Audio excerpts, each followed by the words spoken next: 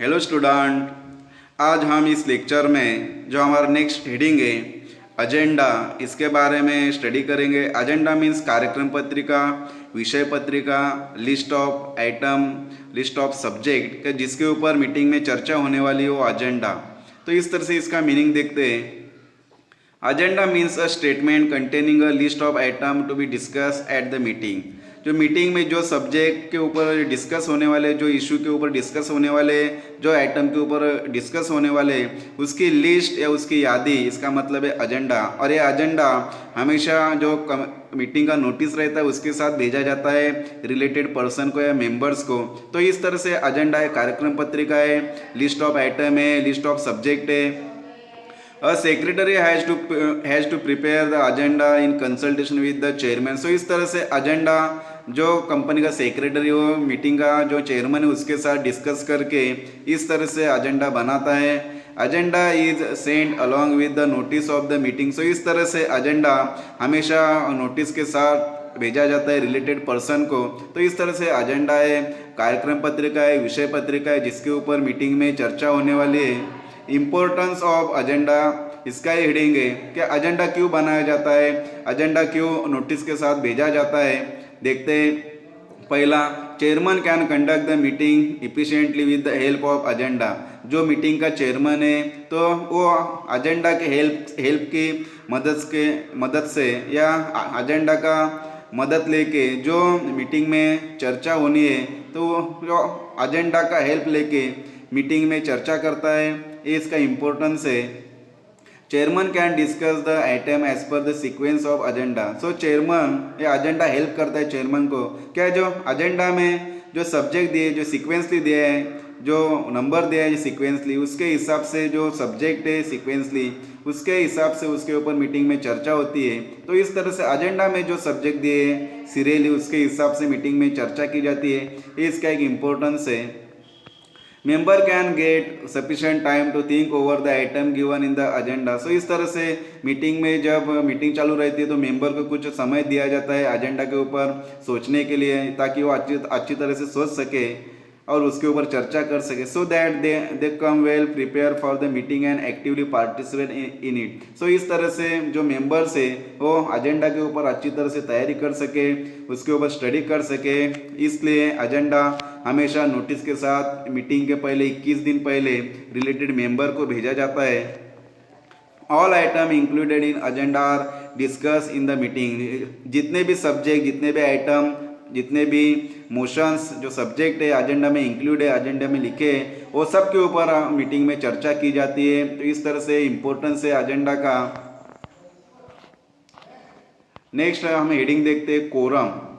Quorum means गण संख्या, minimum number of members present for the valid meeting. So इस तरह के कम से कम उतने मेंबर्स मीटिंग में प्रेजेंट रहना चाहिए तो मेंबर जो मीटिंग वैलिड होती है, लीगली होती है, कायदेशीर होती है। तो इस तरह से कोरम है, गण संख्या है, सभासद संख्या, उतना कम से कम मीटिंग के लिए प्रेजेंट रहना ही चाहिए। देखते हैं quorum. Quorum is the most essential condition for a valid meeting. So valid meeting होने के लिए, मीटिंग कानूनी होने के लिए, कायदेशीर होने के लिए मीटिंग कोरम होना जरूरी है मीटिंग के शुरू में। Quorum means the minimum number of members required to be present at the meeting. कम से कम उतने मेंबर्स मीटिंग, उतने मेंबर्स मीटिंग में प्रेजेंट होना चाहिए कम से कम। तो मीटिंग वैलिड होगी, मीटिंग लॉफुल होगी, मीटिंग कायदेशीर होगी। Presence of the member is essential for the transacting legally the business at the meeting. So इस तरह से जो कोरम है, जो मेंबर्स है वो मीटिंग के शुरू में प्रेजेंट होना चाहिए ताकि मीटिंग लीगली हो सके और जो मीटिंग, जो बिजनेस है वो अच्छी तरह से बिजनेस का ट्रांजेक्शन हो सके। इसलिए कोरम होना जरूरी है मीटिंग के लिए, तो मीटिंग वैलिड होगी। तो quorum has to remain present from the beginning till the end of the meeting. So इस तरह से जो कोरम है, जो minimum number of members require चाहिए मीटिंग के लिए, तो जो मेंबर्स है, जो कोरम से, वो मीटिंग के शुरू से लेकर आखिर तक, मीटिंग समाप्त होने तक वो मेंबर प्रेजेंट रहना चाहिए। तो इस तरह से कोरम है, गण संख्या है, सभा संख्या है।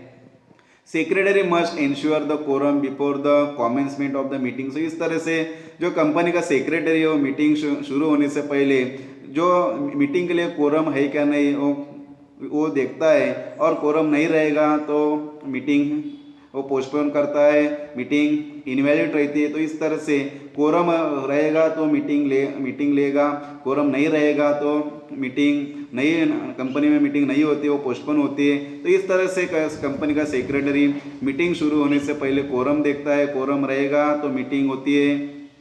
A meeting in absence of quorum is invalid. जब मीटिंग के लिए सफिशिएंट कोरम नहीं रहेगा, जो मेंबर्स है वो प्रेजेंट नहीं रहेंगे, तो मीटिंग इनवैलिड होती है, बेकायदेशीर होती है और वही मीटिंग आगे पोस्टपोन की जाती है। तो इस तरह से कोरम है कि कम से कम उतने मेंबर्स, उतनी संख्या मेंबर्स की मीटिंग के लिए प्रेजेंट होनी चाहिए, तो मीटिंग वैलिड होगी। आगे इधर दिया है, in case of public company quorum depends upon the number of share holders. इधर दिया है उन्होंने number of share holders quorum public company के लिए इधर दिया है नॉट मोर देन 1000। जिस पब्लिक कंपनी के शेयर होल्डर 1000 के से ज़्यादा नहीं, उसके लिए 5 मेंबर्स कम से कम मीटिंग के लिए प्रेजेंट रहना चाहिए, तो मीटिंग वैलिड होगी। More than 1000 but up to 5000। जिस पब्लिक कंपनी के जो शेयर होल्डर की संख्या नंबर 5000 है, तो उसके लिए कम से कम 15 मेंबर्स प्रेजेंट होना जरूरी है कोरम। एक्सीड 5000, जिस पब्लिक कंपनी के शेयर होल्डर की संख्या 5000 से, उसके लिए 30 मेंबर्स 30 कोरम चाहिए, तो मीटिंग वैलिड होगी। तो इस तरह से इधर दिया है कोरम्स, पब्लिक कंपनी में कितना कोरम जरूरी है। और ये कोरम्स जो पब्लिक कंपनी का जो शेयर होल्डर का नंबर से संख्या है उसके ऊपर डिपेंड है। In case of private company भी दिया है इधर, 2 members personally present shall be quorum for meeting of the company. So इस तरह जो प्राइवेट कंपनी उसके लिए कम से कम 2 मेंबर प्रेजेंट रहने चाहिए, तो मीटिंग वैलिड होगी प्राइवेट कंपनी की। तो इस तरह से मैं कोरम है प्राइवेट कंपनी के लिए।